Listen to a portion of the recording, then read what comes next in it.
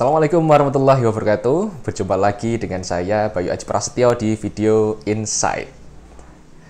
Oke, kawan-kawanku, saudara-saudaraku dimanapun saat ini Anda berada. Pada kesempatan kali ini kita akan membahas tentang satu pertanyaan yang sangat menarik yang saya dapatkan dari email ketika saya ngirim email ke teman-teman, ke membernya Magna Human Development, dan ada pertanyaan ya dari salah satu member Magna Human Development. Namanya saya samarkan ya. Nah, pertanyaan ini saya bacakan nih ya. Selamat pagi, Mas Bayu. Penghasilan saya setiap hari boleh dibilang pas-pasan. Di saat ada rezeki yang sudah terkumpul, malah ada saja pengeluaran yang semestinya tidak perlu dikeluarkan, gitu ya. Sehingga kehidupan saya begitu-begitu saja. Mohon bimbingannya, Bang, bagaimana mengatasinya. Ya, ini sebenarnya masih perlu diklarifikasi ya. Bimbingan seperti apa dan mengatasi apanya nih. Karena kan ini sangat general ya. Tetapi asumsi saya adalah Bapak atau Mas ini ingin bertanya bagaimana caranya agar pola tersebut tidak berulang ya. Maksudnya bagaimana caranya, yang pertama, biar ketika ada rezeki lebih banyak dari sebelumnya itu nggak untuk keperluan yang lain gitu, sehingga habis gitu ya. Dan yang kedua, biar penghasilannya nggak pas-pasan atau lebih daripada cukup ya, insya Allah, amin. Nah, yang perlu diamati, mohon maaf, bukan diamati tetapi disadari dulu bahwa ketika rezeki Anda lagi banyak, kemudian tiba-tiba ada pengeluaran, bisa jadi memang Allah ngasih Anda rezeki kelebihan tersebut memang untuk keperluan tersebut. Oke. Nah, justru Anda harus balik berpikir, apa jadinya kalau Anda lagi nggak dikasih rezeki lebih, terus tiba-tiba harus ada pengeluaran yang harus Anda keluarkan. Pengeluaran lebih yang tidak biasanya perlu Anda keluarkan. Bingung nggak?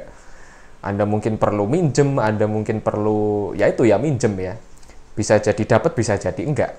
Nah, justru kan malah Anda harus bersyukur gitu ya, malah jadi bersyukur ketika sudut pandangnya diubah. Bisa jadi memang itu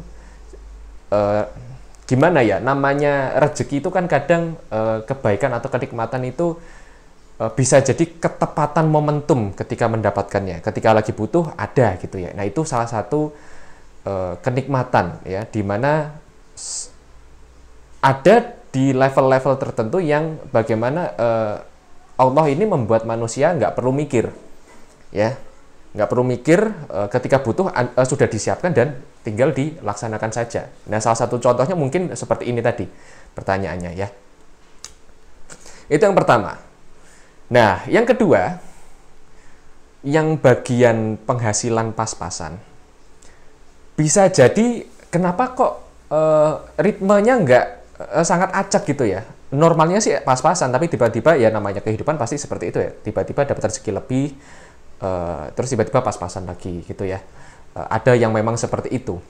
Nah, pertanyaannya bagaimana caranya agar tidak selalu pas-pasan dan tidak selalu menunggu keajaiban datangnya rezeki. Nah, tentu saja kita perlu, Allah kan punya yang namanya sunatullah ya, hukum alam, di mana kita ketika, ya ini maha adilnya beliau ya, maha adilnya Allah ya, siapapun ia beriman atau tidak, ia akan selama di dunia ini akan harus mematuhi hukum-hukum alam yang dibuat olehnya.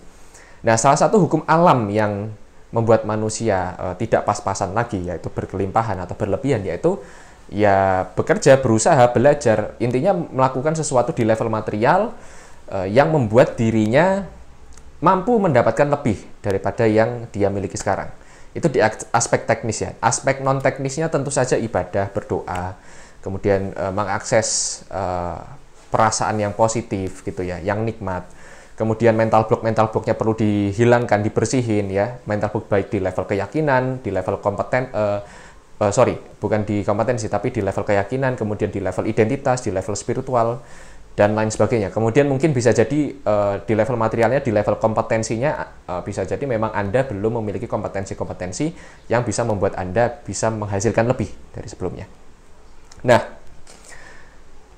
jika polanya seperti itu, seperti yang Bapak ini tanyakan atau Mas ini tanyakan, atau mungkin bisa jadi Anda juga mengalaminya, maka Yang perlu Anda ubah adalah bisa jadi kebiasaan Anda, ya Anda belum secara proaktif mengusahakan untuk mencapai goal yang ingin Anda realisasikan. Atau bahkan bisa jadi Anda nggak punya goal, mengalir gitu aja. Nah, yang pertama Anda perlu punya goal dulu. Anda mau dapat berapa?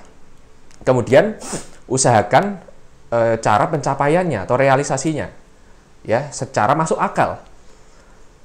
Itu di level teknis. Di level non teknis Anda perlu itu tadi ya, menghilangkan mental block, kemudian Anda perlu mengubah identitas diri yang awalnya tidak memberdayakan menjadi memberdayakan. Sebagai contoh, misalnya nih, ada orang yang memiliki identitas diri si pencapai target, gitu ya. Misalnya dia punya target dan dia selalu suka mencapai target. Targetnya misal katakanlah dia menghasilkan sekian XX gitu ya, sekian X gitu, dan akan dicapai pada bulan ketiga. Ketika dia punya goal, dia akan bergerak tuh, dia bergerak untuk mencapai tujuannya, mencapai goalnya. Kemudian setelah selesai tercapai, karena tercapai dia merasa puas dan dia nggak ngapa-ngapain lagi, karena dia hanya memiliki identitas diri sebagai hanya pencapai goal saja. Ketika goalnya sudah tercapai, ya sudah nggak ngapa-ngapain lagi. Akhirnya dia turun lagi grafik pendapatannya karena dia nggak ngapa-ngapain, sudah berpuas diri pada sebelumnya, sampai akhirnya dia mulai merasa gelisah. Wah, kok malah mulai menurun ya apa yang aku dapatkan ya. Oke, dia harus ngeset target lagi. Ketika sudah ngeset target lagi, dia mulai berusaha lagi, naik lagi, tercapai lagi, kemudian dia santai-santai lagi karena sudah mencapai targetnya gitu kan, terus turun lagi karena dia merasa targetnya sudah tercapai dan dia perlu mendapatkan reward gitu ya. Berleha-leha lagi, terus turun lagi. Dia merasa reaktif lagi, khawatir lagi, kemudian dia punya goal lagi, naik lagi. Nah, ini salah satu contoh identitas diri yang tidak tepat atau kurang memberdayakan. Beda kalau misal identitas diri Anda diubah menjadi misalnya Anda mendapatkan penghasilan melalui jalan berbisnis contohnya. Nah, Anda memiliki identitas diri yang tepat, yang identitas tersebut mendukung sistem atau mendukung tercapainya goal Anda. Misalnya, Anda memiliki identitas diri sebagai orang yang rajin mencari prospek tiap hari. Kemudian Anda orang yang rajin follow up tiap hari. Anda orang yang rajin berinovasi setiap hari untuk agar Anda senantiasa relevan dengan pasar atau dengan keadaan kehidupan setiap zamannya. Nah, jika Anda memiliki identitas-identitas seperti itu, maka Anda punya target atau tidak, ya tercapai atau tidak, Anda akan senantiasa melakukan hal itu terus gitu setiap harinya. Dimana kegiatan-kegiatan misalnya tadi itu ya, identitas diri pencari prospek tiap hari, Anda akan selalu mencari prospek tiap hari, Anda akan selalu melakukan follow up setiap hari, Anda akan selalu belajar, Anda selalu berinovasi. Dimana ini kan kegiatan-kegiatan ya yang merepresentasikan identitas diri, di mana kegiatan ini menjadi faktor-faktor kunci, aktivitas-aktivitas kunci hasil yang ingin Anda dapatkan kan. Jadi meskipun Anda nggak punya goal, Anda pun akan mendapatkan hasil yang memuaskan karena identitas diri yang tepat. Anda punya goal atau enggak, Anda ya tetap mencari prospek tiap hari, Anda tetap follow up tiap hari, Anda tetap inovasi tiap hari, Anda terus belajar tiap hari. Di mana pola-pola ini yang menghantarkan Anda pada hasil yang senantiasa stabil, nggak naik turun kayak tadi. Nah, sama kayak tadi nih, yang pas-pasan kemudian dapat rezeki lebih, kemudian pas-pasan lagi dapat rezeki lebih lagi. Nah, bisa jadi identitas diri Anda belum tepat. Coba digali lebih dalam ya, lakukan self-coaching, refleksi diri, apa identitas diri Anda yang belum tepat. Kemudian ganti pada identitas diri yang lebih tepat, yang lebih memberdayakan. Sehingga Anda tidak mengalami kehidupan yang seperti yoyo, naik turun secara ekstrim, tetapi justru di mana itu tidak membangun apapun sebenarnya ya.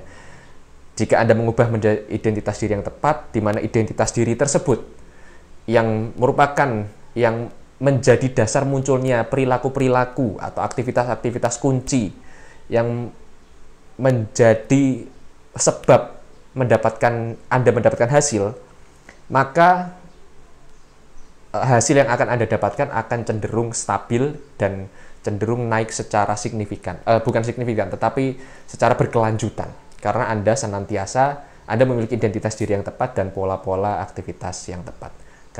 Dan kalau misal dilihat lebih dalam lagi, identitas diri itu maksudnya di program pikiran bawah sadar. Sehingga mau nggak mau Anda juga perlu belajar pemrograman pikiran bawah sadar. Nah, jika Anda ingin belajar pemrograman pikiran bawah sadar, bisa belajar di buku Kitab Sakti Mind Programming.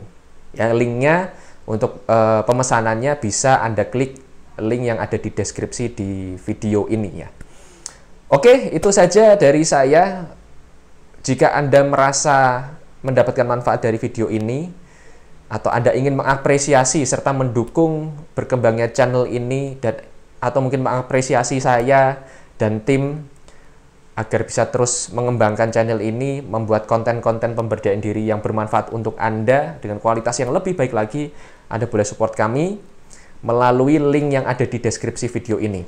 Ya, Anda boleh support dari nilai yang terkecil, yaitu 10.000 ya, atau mungkin 20.000, terserah.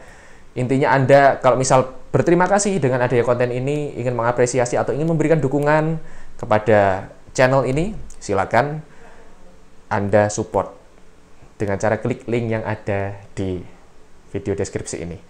Terima kasih, silakan like jika suka, dislike jika nggak suka, silakan share kepada siapapun yang membutuhkan, dan subscribe serta bunyikan loncengnya. Terima kasih, wassalamualaikum warahmatullahi wabarakatuh. Sampai ketemu di video berikutnya.